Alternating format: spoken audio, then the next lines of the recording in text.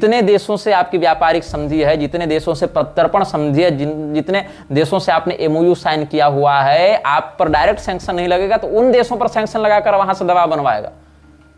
ये हाल है अमेरिका का, ये हाल है रूस का, ये हाल है चीन का। ये सब जो बड़े बड़े बैठे हुए हैं ना एजेंट्स निरक्षराज के, वो आपको बनाने देंगे नहीं इतनी सरलता से, जब तक आप एक क्लियर कट विजन अपनाने रखेंगे कि हमको किसको महत्व देना है और किसको नहीं देना है। आपको शत्रुबोध बिल्कुल स्पष्ट होना चाहिए, तभी आप कुछ कर सकते हैं। अन्यथा आप चाहे कितना भी भाषण दें और कितना भी आईटी सेल और मीडिया रीलबाजी करते रहें, कुछ नहीं हो सकता है। डोमेस्टिक अनरेस्ट हो जाएगा सबसे पहले। यहां आपसे शाहीन बाग नहीं संभल रहा था, आप क्या वैश्विक सैंक्शंस को संभालेंगे? मैं आपको डिमोरलाइज नहीं कर रहा, आपकी वस्तु स्थिति बता रहा हूं कि 4 पैसे को 4 पैसा ही बताना सीखिए। 4 पैसे को 40 रुपया बताकर मार्केट जाएंगे तो उस हैसियत से खरीद नहीं पाएंगे आप सामान को। चीर देंगे, फाड़ देंगे, हम ही महाकाल हैं, तीसरी आंख खोल देंगे, बजरंग बली की गदा उतार देंगे, ये सब ज्योतिषयोक्ति करते हैं ना। ऐसे भी 3.5 साल हिंदू राष्ट्र की जो बात थी ना, जब तक 3.5 साल नहीं बीते थे तब तक कोई नहीं कह रहा था कि हिंदू राष्ट्र नहीं बनेगा। सब लोग यही कह रहे थे कि बन ही जाएगा, बन ही जाएगा, बन ही जाएगा। जब नहीं बना तो कहते हैं कि अब तंत्रकुल बनेगा तब हिंदू राष्ट्र बनेगा। तो अब जो है सो युद्ध तो शुरू हो ही गया है कम से कम। अब तो पंजाब में ऐसा शुरू कर दिया है हमने, मतलब परिभाषा और टाइम लिमिट बदलने लगी। अब जब तक 3.5 साल नहीं बीते थे तब तक ये सब परिभाषा और टाइम लिमिट वेरिएशंस नहीं देखने को लोगों को मिल रहे थे, लेकिन अब होने लगा इनका। तो धीरेन्द्र शास्त्री के पास या निश्चलानंद जी के पास क्या योजना है? हमको तो कोई योजना देखने को नहीं मिलती इनकी। अपने ही 4 आमना पीठों से सामंजस्य जब नहीं सध पा रहा है तो आप वैश्विक स्तर पर क्या सामंजस्य करेंगे? तो स्थिति यह है कि इंटरनेशनल लेवल्स पर आपके आर्म सैंक्शंस को, परमाणु सैंक्शंस को, इकोनॉमिकल ट्रेड सैंक्शंस को हटाने के लिए, अपलिफ्टमेंट के लिए कोई योजना नहीं। ऊपर से आपको गर्व इस बात का हो रहा है कि वर्ल्ड बैंक से कुछ लोग आपसे किसी साल में किसी एक मुद्दे पर मार्गदर्शन लेने आए थे, उस बात को लेकर आज तक इनका ढिंढोरा पीटा जाता रहता है। जबकि वर्ल्ड बैंक भी निरक्षराज की ही संस्था है। वर्ल्ड बैंक से ही कर्जा मिल रहा है, आईएमएफ से ही कर्जा मिल रहा है पाकिस्तान को। इतना ही अगर वो लोग आपकी बात इतनी ही मान रहे हैं तो क्यों नहीं वहां से आप सैंक्शन करवा दे रहे हैं पाकिस्तान के विरुद्ध? आपकी तो वो लोग बात मानते हैं ना, आपसे तो मार्गदर्शन लेते हैं। अतिशयोक्ति अलग विषय है, धर्म संप्रदाय अलग विषय है, जियोपॉलिटिकल वस्तुस्थिति अलग विषय है।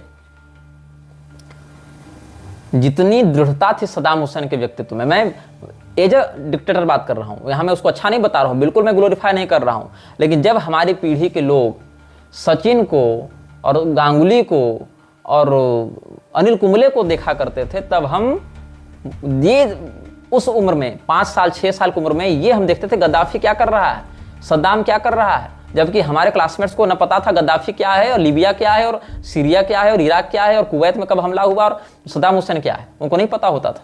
तब से हम इस विषय पर अलर्टनेस रखे हुए उस छोटी सी उम्र से। तो सद्दाम हुसैन क्रूर शासक था, कोई संदेह नहीं, म्लेच्छ तंत्र का एक वो भी प्यादा था, कोई संदेह नहीं। लेकिन मोदी की अपेक्षा वो अधिक मजबूत और निर्णायक व्यक्तित्व का धनी था। उसकी तानाशाही, उसका जो तेवर था वो मोदी से बहुत गुना था। वो तो कुछ कर ही नहीं पाया इंटरनेशनल सेक्शंस के आगे, आप कर देंगे? हाँ? आप अलग अलग देशों में कैद अपने सैन्य अफसरों को छुड़वा नहीं पा रहे हैं, जबकि हैसियत आपकी ये है मीडिया प्रचार के अनुसार कि आप रूस और यूक्रेन का वार रुकवा दिए हैं। वाह, उसको लेकर कितना पोलराइजेशन किया जा रहा है वोट बैंक का। तो जितने भी देश इस प्रकार से, अच्छा अभी जो एड दी जाती है इंटरनेशनल ऑर्गेनाइजेशंस के द्वारा, जो एड आते हैं एआईडी, वो एडवर्टाइजमेंट वाला एड नहीं, एड मतलब वो सहयोग वाला, सहयोग राशि जो मिलती है वो बंद हो जाए। 80 करोड़ जनता जिस देश की सरकार के और राशन के लिए टुकुर टुकुर ताकती है, वो कौन सा युद्ध लड़ने की स्थिति में है? वो किस प्रकार से अपनी रक्षा करेगी? उसको तो अपने पड़ोसी से नहीं बन रहा है, अपने उसके ऊपर संकट आने पर एक दूसरे के साथ खड़े नहीं हो सकते। वो एक इंटरनेशनल सोसाइटी के रूप में क्या करेंगे कि सोशल मीडिया पर लिखने से कि भारत एक है? सोशल मीडिया पर लिखने से वो आपका वो जो अंदर में भावना होनी चाहिए वो तो आपकी ठीक हुई नहीं। ये तो हिंदुओं का हाल है कि जो ओवैसी उनको काटने की बात खुलेआम करता है और उसी के लिए काम करता है, उसका केवल 8 अक्षर पाकिस्तान मुर्दाबाद इतना ही मात्र डिप्लोमेटिक वक्तव्य सुनकर ये लोग नाच पड़े हैं धोती खोलकर कि वो हमारा बाप है। ये हिंदुओं का हाल है और इस मेंटलिटी के साथ आप शत्रु को पहचानेंगे और लड़ेंगे। और ऐसे हिंदू हमको रणनीति और कूटनीति सिखाने आते हैं, जो आज ओवैसी के महिमा मंडन करते फिर रहे हैं। ये मतलब किस प्रकार की दूरदर्शिता है यहाँ के हिंदुओं की, मुझे बात समझ में नहीं आती है। समाज जो है वो ऐसे मस्ती में अफीम चाट कर पड़ा हुआ है कि उसको पता ही नहीं कि उसके ऊपर कौन सा काल सर्प मंडरा रहा है। आज हाल क्या है, राफेल का सोर्स कोड मांग रहा है भारतीय सैन्य बल की, सोर्स कोड दो भैया, हम अपना उसको डिप्लॉय करेंगे हम अपने लोकल वेपन्स में। राफेल बनाने वाली कंपनी करी हम नहीं भेज सकते, बाकी देश भी डिमांड करेंगे। राफेल डील भी एक बहुत बड़ा मुद्दा था। कांग्रेस की सरकार भी राफेल डील से खूब मुनाफा कमाना चाहती थी, बीजेपी भी खूब मुनाफा कमाना चाहती थी। बस बीजेपी का कहना है कि राफेल घोटाला कांग्रेस ने किया, कांग्रेस का कहना है कि राफेल घोटाला बीजेपी ने किया। बस क्या है ना, वो कमीशन हमको नहीं मिला इसीलिए अंगूर खट्टे हैं। बस बीजेपी को कमीशन मिल जाए तो डील बहुत अच्छी, कांग्रेस को कमीशन मिल जाए तो डील बहुत अच्छी, दूसरे को नहीं मिलना चाहिए। अब बताओ, जब कांग्रेस वो डील कर रही थी तो 126 राफेल की डील हुई थी, प्राप्त मीडिया आउटलेट्स के अनुसार 126 राफेल के लिए अनुमानतः 50 से 60 हजार करोड़ की डील हुई थी। 126, जिसमें 126 में से 108 राफेल का प्रोडक्शन तो HAL जो भारत की घरेलू उड्डयन कंपनी है वो करेगी, विमानन कंपनी है वो करेगी, और 3 से 4 साल में ये डिलीवर किया जाएगा, और सर्विस कॉस्ट इत्यादि भी इसमें इंक्लूड था। इसमें बहुत कुछ जो है वो सम्मिलित था, मतलब कोड इत्यादि सम्मिलित था, ऑपरेटिंग सिस्टम, क्योंकि यहाँ लोकल बन रहेगा फिर ना, ऐसा एक प्रोजेक्शन लाया गया था, प्रोजेक्ट लाया गया था। बीजेपी की सरकार में वो राफेल डील 126 से घटकर लगभग 36 के आसपास हो गई थी, जिसमें घरेलू उत्पादन कितने राफेल का, जहां तक मीडिया आउटलेट्स का रिपोर्ट कहती है, 0। क्या कोई सर्विस इत्यादि की बात है, टेक्नोलॉजी ट्रांसफर की बात है? नहीं। और सर्विस जो इंक्लूडेड थी क्या? नहीं। 2700 करोड़ तो केवल सर्विसिंग का वो चार्ज कर रहे थे। 126 विमान 50 से 60 हजार करोड़ में, या 36 विमान 60 हजार करोड़ में, इनकी संख्या में लगभग 3.5 गुना का अंतर पड़ रहा है। कमीशन किसको मिलेगा, ये महत्वपूर्ण बात है। मैं ये नहीं कह रहा कांग्रेस वो डील बिल्कुल देशभक्ति के साथ कर रही थी, मैं ये नहीं कह रहा बीजेपी कर रही थी, लेकिन सैन्य समझौतों में जो लोग कहते हैं हिंदू मुसलमान नहीं होता, क्या सेना पॉलिटिक्स से प्रभावित नहीं होती?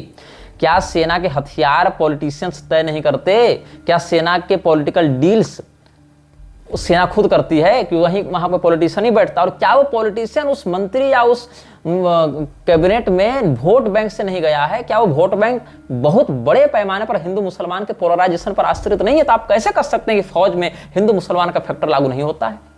फौज का हथियार जो नेता पास कर रहा है, फौज का फंड जो नेता पास कर रहा है, फौज का रक्षा मंत्री तक जो चुनाव लड़के बना है, वो भी हिंदू मुसलमान वोट पोलराइजेशन से बना है। और आप कहते हैं फौज पर हिंदू मुसलमान लागू नहीं होता। आप मूर्ख किसको बना रहे हैं, फौज को, नेता को, कि जनता को? आप कहते हैं कि समाज जो है वो जाति से टूट रहा है, जाति अगर हटा दी जाए तो समाज नहीं टूटेगा। हे भले मानसों, जाति जो है वो समाज को तोड़ती नहीं, जोड़ती है। इसको तुम तब समझोगे जब तुम यह जानोगे कैसे जाति के कारण समाज एकजुट होता है अंदरूनी रूप से। और रही बात एक दूसरे से लड़ने की, तो एक दूसरे से लड़ना सनातन धर्म के अंतर्गत नहीं आता, वो तुम्हारा निजी द्वेष है। क्या एक दूसरे से परिवार नहीं लड़ रहा? क्या पारिवारिक स्तर पर झगड़े नहीं हो रहे हैं? यदि तुम ये कहते हो कि जाति पूछ कर नहीं मारी, धर्म पूछ कर मारा, इसलिए तुमको अपने धर्म को बचाना चाहिए, तो धर्म पूछ कर मारने के तो इक्का दुक्का मामले हैं, जाति पूछ कर मारने के तो हजारों हजार केस हैं। बिहार, यूपी पूरा देख लो, साउथ में देख लो। तो वहां क्यों नहीं कहते हो कि जाति के कारण तुम मारे गए इसलिए जाति को बचाओ? कहना चाहिए ना। जाति विहीन धर्म टिकता ही नहीं है। जाति विहीन धर्म अस्तित्व विहीन होने लग जाता है। इंडिविजुअल धर्म किसी का नहीं चल सकता है। सनातन धर्म का जो पुनर्जन्म सिद्धांत है वही जाति व्यवस्था के मूलभूत शास्त्रीय आधार का केंद्र है। उसको हटा देंगे तो आप 1 से 2 पीढ़ी जाते जाते कन्वर्ट हो जाएंगे, आपको कोई नहीं बचा सकता। केवल रिलीजन फॉर्म में हिंदू रखने से, नाम लिखने से हिंदू नहीं बनेंगे। अच्छा चलो, आज एक यूटोपियन अजम्पशन लेते हैं हम। यूटोपियन अजम्पशन में भी हमने माना कि जाति बिल्कुल हट गई है। कौन पहल करेगा? ब्राह्मणों के पास तो जाति प्रमाण पत्र नहीं है, क्षत्रियों के पास भी नहीं, जनरल अनरिजर्व्ड कैटेगरी के पास नहीं है। जाहिर सी बात है जिनके पास जाति प्रमाण पत्र है वो अपनी जाति छोड़ेंगे। तो क्या उनको तुम जाति छोड़ने के लिए कहते हो? जब भी जाति पाति छोड़ने की बात आती है तो उसमें ब्राह्मण क्षत्रिय ही आगे क्यों होते हैं? ब्राह्मण क्षत्रियों के गुरु और नेता ही आगे क्यों होते हैं? अन्य जातियों के नेता खड़े होकर क्यों नहीं कहते कि हम अपनी जातीय पहचान को छोड़ते हैं, जाति प्रमाण पत्र जलाते हैं, आज से हम जाति पाति नहीं मानेंगे? क्यों? आप अपनी जाति पकड़े या छोड़ें, अगला तो पकड़ेगा ही पकड़ेगा, वो तो छोड़ेगा नहीं। सरकार खुद जाति प्रमाण पत्र को अवैध क्यों नहीं कह देती? अगर जाति इतनी ही बुरी है और जाति से इतना ही समाज टूट रहा है तो सरकार ही तो तोड़ रही है फिर जाति प्रमाण पत्र देकर। चलो, मोहन भागवत ने कहा जाति भगवान ने नहीं पंडितों ने बनाई, तो पंडित कहते हैं चलो हम जाति अब नहीं रखेंगे, तब तो हम अबोलिश कर रहे हैं जाति प्रथा को, तब सरकार क्यों उसको ढो रही है भाई? अब अगर तुम कहोगे कि सरकार जो है वो तुम्हारे पूर्वजों के द्वारा किए गए अत्याचार का बदला चुकाने के लिए उनको बेनिफिट दे रही है, तो बेनिफिट जब उनको दे रही है तो जो जातियां पहले रिजर्वेशन में नहीं थी अचानक से कुछ साल के बाद रिजर्वेशन में क्यों आ जाती हैं? अथवा उन्हीं जातियों के बीच में जाति संघर्ष कैसे देखने को मिलता है कि यादवों ने चमारों को पीटा तो चमारों ने पासवानों को पीटा? ये क्यों मीडिया में सुनने को मिलता है? अच्छा, दलित के बाद भी संतोष नहीं हुआ तो महादलित, उन महादलितों का दलितों ने शोषण कर दिया क्या? आप ओबीसी को बताते हैं बैकवर्ड कास्ट है, यहां तो ओबीसी कई राजघरानों में रहे हैं, राजघरानों वाले लोगों को आपने रिजर्वेशन दे रखा ओबीसी बोलकर, ये कह के कि उन पर शोषण हुआ है। ठीक है भैया, अगर उन पर शोषण हुआ तो आज बहुत से ओबीसी लोग कैसे कथित दलित और महादलित पर शोषण करते देखे जा रहे हैं? यदि जाति इतनी ही बुरी है तो आपने फिर एक शास्त्रीय व्यवस्था जो आदिकाल से चली आ रही उसके स्थान पर एक वैकल्पिक वैमनस्यपूर्ण एसटी एससी ओबीसी जनरल क्यों बांट कर रखा है? आपको नहीं बांटना चाहिए था। अच्छा चलो, वो भी हट गया, एक और भी अपग्रेडेड यूटोपियन अजम्पशन में हम जाते हैं, कहते हैं कि हमने पूर्णतया जाति को हटा दिया, तब क्या होगा? तब भी आप मारे जाएंगे। क्या तब पार्टियां नहीं रहेंगी? समाज अपने आप को बांटने के लिए अलग अलग तरीके तब भी खोज लेगा। समाज स्वयं को तब पार्टियों में बांटेगा, कोई भाजपाई होगा, कोई कांग्रेसी होगा, कोई तृणमूल में जाएगा, कोई शिवसेना में जाएगा, कोई समाजवादी में जाएगा, कोई मायावती में जाएगा, कोई डीएमके में जाएगा, कोई नेशनल कॉन्फ्रेंस में जाएगा, कोई आम आदमी पार्टी में जाएगा, कोई अकाली दल में जाएगा। कोई भी व्यक्ति पूरे समाज को एक सूत्र में कभी नहीं बांट सकता है। This is against the law of nature. आप अगर जाति को हटाते हैं, आजीविका की भीषण समस्या, सामाजिक संगठन दन से टूटेगा, कन्वर्जन बहुत ज्यादा बढ़ेगा, फिर भी क्या होगा? उस स्थिति में ईसाई या मुसलमान ही आप बनेंगे। और अगर कल्पना भी कर लें कि नहीं बनेंगे, उस स्थिति में भी आप जब महाराष्ट्र जाएंगे तो आपको क्या कहकर मारा जाएगा? आप मराठी नहीं बोलते हैं इसलिए मार दिए जाओगे, आप इधर कन्नड़ नहीं बोलते तो आप मार दिए जाओगे, उधर आप तमिल नहीं बोलते या तमिल पुराना कि संस्कृत पुराना, इस पर आप जो है सो लड़ते फिरेंगे। तो अपने आप को बांटने के लिए समाज एक वैकल्पिक व्यवस्था को सदैव खोजेगा।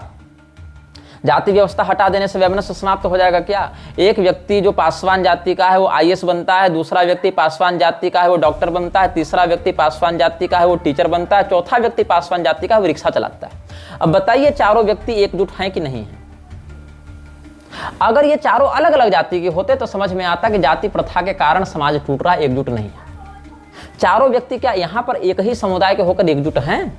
क्या वो आईएएस, क्या वो डॉक्टर, क्या वो टीचर और क्या वो रिक्शा वाला, सभी एक ही जाति के होने के बाद भी क्या आपस में रोटी बेटी का व्यवहार करेंगे? छोड़िए, एक ही ऑफिस में काम करने वाला वो आईएएस और उसका प्यून एक ही जाति का होने पर भी आईएएस की बेटी से शादी करेगा? नारायण।